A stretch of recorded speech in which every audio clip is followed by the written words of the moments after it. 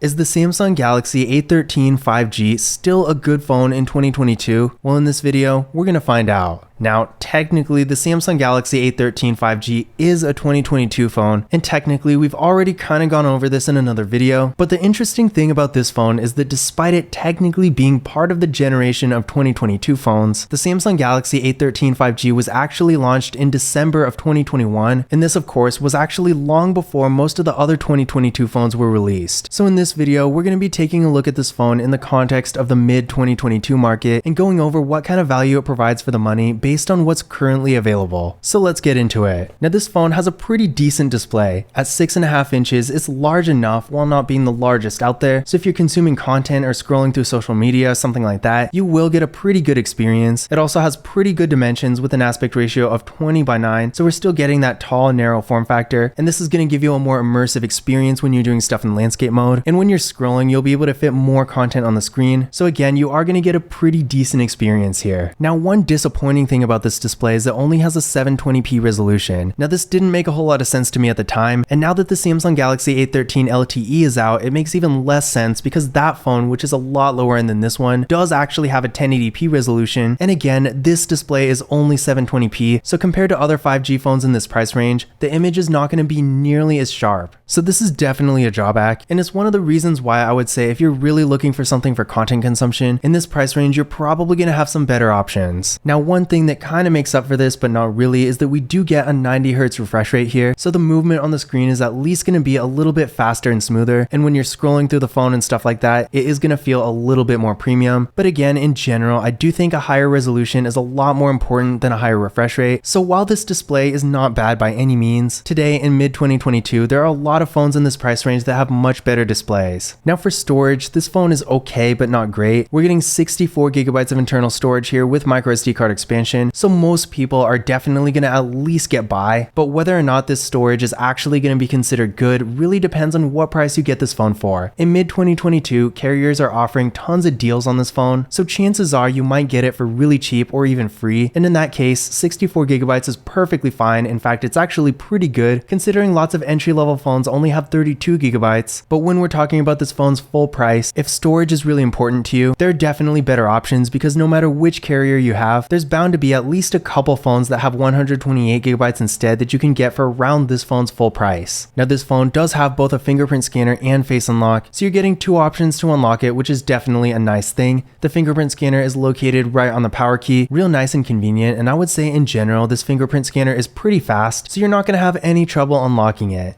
And remember, again, there is face unlock, so if you don't want to use the fingerprint scanner, face unlock is still a viable option. Now, the camera setup for this phone is pretty decent. For the front-facing camera, we got a classic water drop notch. Not really the best looking design. I feel like the hole punch design looks a lot better for selfie cameras. And this camera is 5 megapixels. It's not quite as bad as it sounds, but it's still not the best. So if you're taking a lot of selfies for something like social media that you actually want to keep, then you might be disappointed here. But if you're just using Snapchat or something like that where the quality isn't super important, then it will at least get the job done. Now, we got a triple camera setup on the back with a 50 megapixel main camera, a 2 megapixel macro camera, and a 2 megapixel depth sensing camera. So there's no ultra wide camera, which is the biggest disappointment of this camera setup. And what makes this even more annoying is that the Samsung Galaxy A13 LTE that came out a couple months ago does actually have an ultra wide camera. Now, albeit that ultra wide camera is not good at all, but at the same time, it still has one, whereas the 5G version of the same phone that's technically supposed to be better doesn't have one. So it really is too bad. Compared to the other phones in this price range, this really doesn't bode well either because pretty much all of them are going to have an ultra wide camera. So if you do want that feature, then the Samsung Galaxy A13 5G is not going to be a good choice for you in 2022. But that being said, if you don't really care about ultra wide cameras, which technically phones in this price range, even when they do have ultra wide cameras, tend to not have the best ultra wide cameras anyway. So if you do just want to take regular pictures for social media or something like that, maybe you're using portrait mode a lot, I do think the Samsung Galaxy A13 5G has a great camera setup. Otherwise, the main rear camera can get some really good photos, and like I said, portrait mode is awesome on this phone. So again, if you're not really concerned about the ultra wide camera, but you do want to take a lot of photos using a regular camera or portrait mode, then the Samsung Galaxy A13 5G is still going to be a good choice. For video, this this phone can record in up to 1080p in both the rear and front cameras, so unfortunately no 4K here. But that being said, I don't really see this as that much of a negative, because in this price range, not very many phones can record 4K videos. But if you are looking around this price range and you do want that feature, I would suggest maybe the Samsung Galaxy A32 5G. But again, in general, at least today in 2022, not a whole lot of phones in this price range can record in 4K, so I'm still not really surprised that this phone can't either. Now, as far as the performance goes, it's not really bad per se, but considering the processor this phone has, the actual performance is a little disappointing. So with this phone, we're getting 4GB of RAM with the MediaTek Dimensity 700 processor. Now, I've actually used other phones like the TCL Stylus 5G, for example, that have this exact same processor, and that phone specifically was really fast, but with the Samsung Galaxy A13 5G, for whatever reason, the performance on this phone just really isn't very impressive. Sure, we do get 5G connectivity, which is great, and this is also not really a slow phone per se, but at the same time, if you're on your phone a lot, you're really going to see it struggling a little bit with stuff like higher end mobile gaming, and with social media apps like Instagram, for example, it's good but not great. So if you're more of a light user, then yeah, you'll get by, and if you're not really on your phone that much, you might not notice the difference a whole lot. But again, compared to other 5G phones in this price range, like for example the Samsung Galaxy A32 5G, or the TCL Stylus 5G if you're with Metro, or even the 2021 version of the Motorola Moto G Stylus 5G, when it comes to performance, the Samsung Galaxy A13 5G, despite being in a similar price range, still just doesn't measure up. But that being said, again, if you're more of a light user and you're not too concerned with how fast your phone is as long as it gets the job done, then you should be fine with this phone. But if you are more concerned with performance, you can do better.